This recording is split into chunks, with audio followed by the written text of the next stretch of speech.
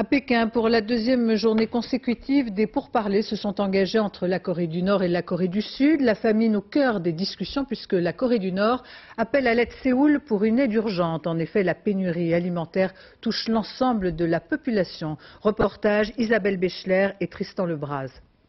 Dandong est une des portes chinoises de la Corée du Nord. Elle est modeste, son industrie discrète, mais semble une ville en plein boom par rapport à l'indigence absolue de l'autre rive.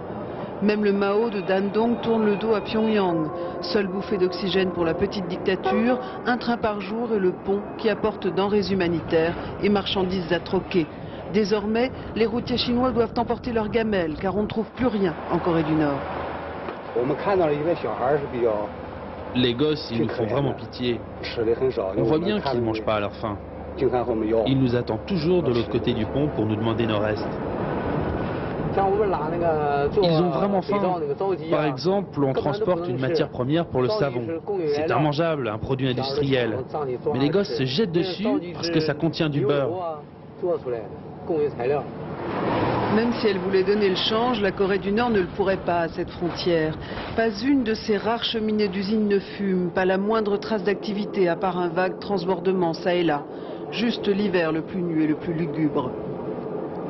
Il semble même que de plus en plus de Coréens désespérés se réfugient dans la clandestinité de familles coréennes de Chine, car leur État n'a plus rien à distribuer.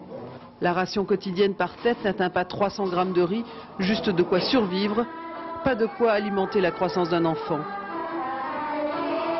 C'est à se demander comment ces petits en sursis trouveraient l'énergie de chanter les odes patriotiques qu'on leur martèle.